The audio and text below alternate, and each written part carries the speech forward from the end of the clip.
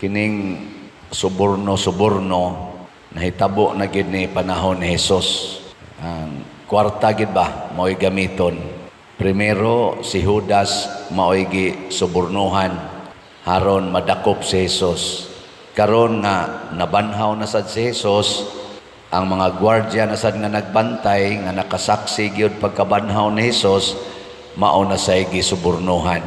Gilingay mong tupad ina nakadawat na kag suborno, kadawat na uso gini sa ato ning suborno. Abisan din sa atong nasod karon grabe man kaayo ang kanang sukad dili lang karon, sukad paginis una.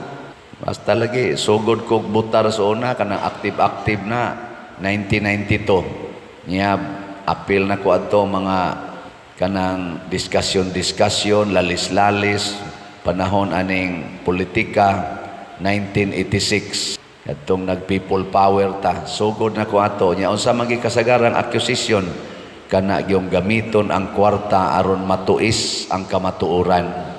Kaning kwarta pertining mutuis og kamatuoran.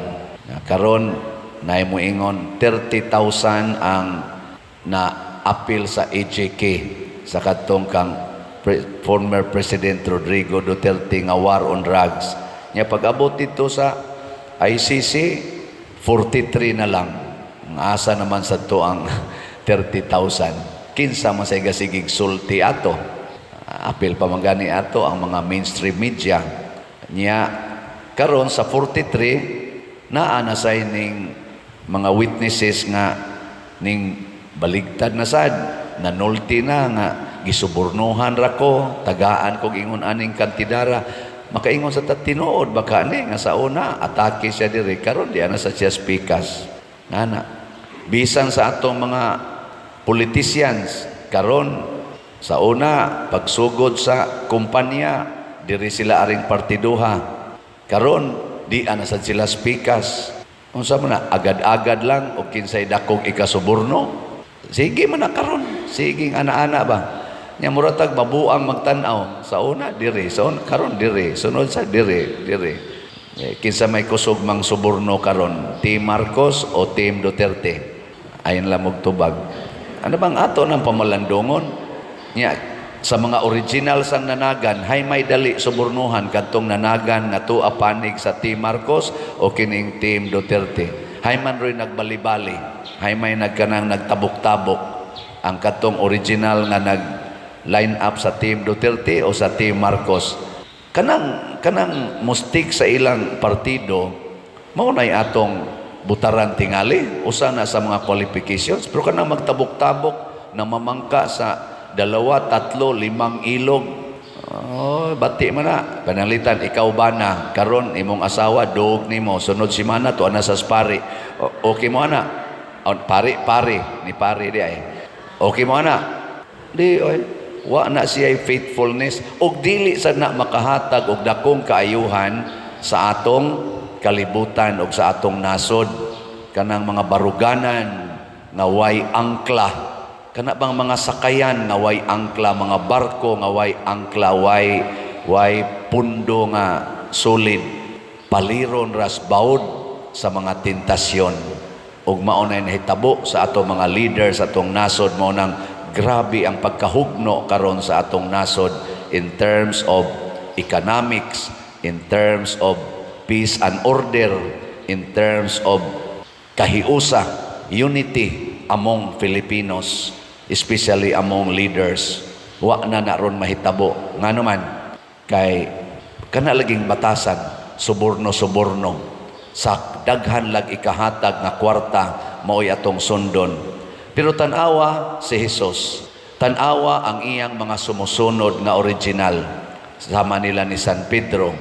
Tinuod nakapamakak si San Pedro, pero sa iyang gipakita karon nga gibasa sa unang pagbasa, iya nagyong ligon ang iyang baruganan og bisan pa og hulgaon na sila sa kamatayon, bisan gani gipangpatay na gid sila, wa gyud mausab ang ilang baruganan nga si Kristo mao ang Mesiyas, si Kristo ang nagpakatao nga Ginoo og gipatay sa mga makasasala pero nagpakamatay apan nabanhaw.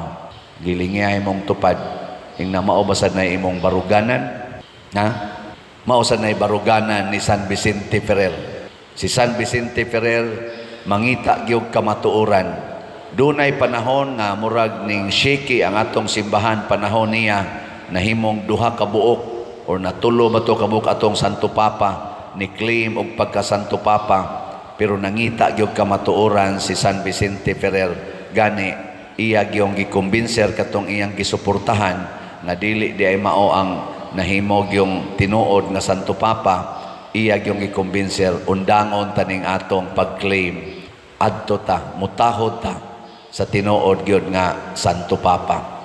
Ano ba mangitag kamatuoran bahalag sakit? Sakit maning kamatuoran kasagaran gyud. Sige, lingi aragon na imong tupad ing na wa ka sakiti anang imong naong ing na. Kay karon daghan na kay gisakitas ilang naong, ang ilang buhok sakitan na sila, magtan-aw sa ilang kilay sakitan, magtan-aw na mga kunot-kunot diha sakitan. Pero wa gyud mo kapasalamat, wa kita kapasalamat kadtong batan-on pata pagkahamis na tog naong, pagkanindot na tog mga buhok. Na uban gisakitan na sa ilang tuhod, ilang hawak, nya magsigig reklamos Ginoo, Ginoo ayuha taon ko. Huna-huna aragot to nga karon 80 na ka, 70 na ka.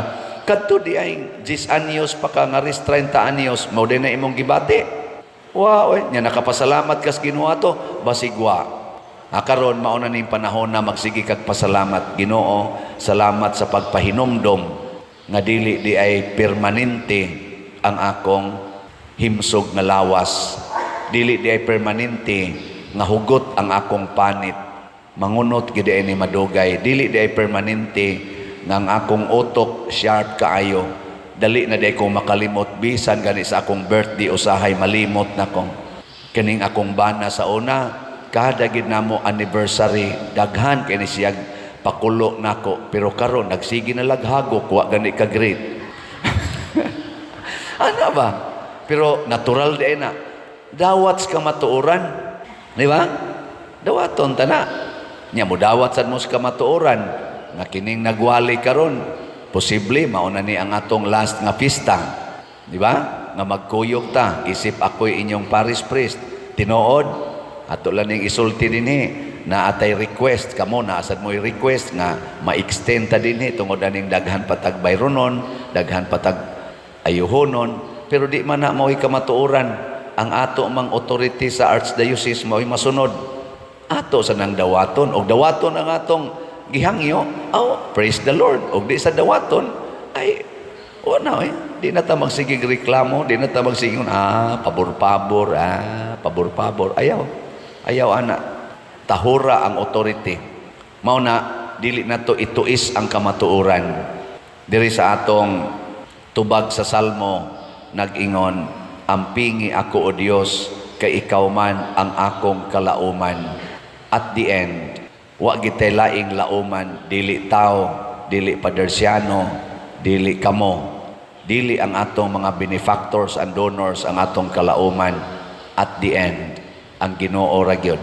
Muna ako karon maligya magitaning atong slot kay pista naman nya kinahanglanon kay nato napatay pila pa ning ato rong kuan atong GHDP 27,309 pa ang atong halin, napay 42,691 ka slots nga available tag 100 pesos per slot. Sa inyong paminaw nining atong 2 weeks niya kutob ra ni karong May 3, mahurot ka ning 42,691 og kahalin. Sa inyo lang paminaw mahurot dili. Hoy kusga oy. Ing na lang gong way siguro kanang ay lang og kabala. Kon ato gyung tuuhan ang Ginoo, mahurot gid ni kay tandugon manas Ginoo ang atong mga kasing-kasing. Ako, kamong naminaw dias online. Mamalit raman gid mo aning slot. Pila ra gud nang 100. Kung kitang tanan madasig sa pagpalit ani, hurot gid ni. Pero mudaog gani ang yawa nga kusog ay manintal. Muingon ra gyud, ayaw na. So, saon sana.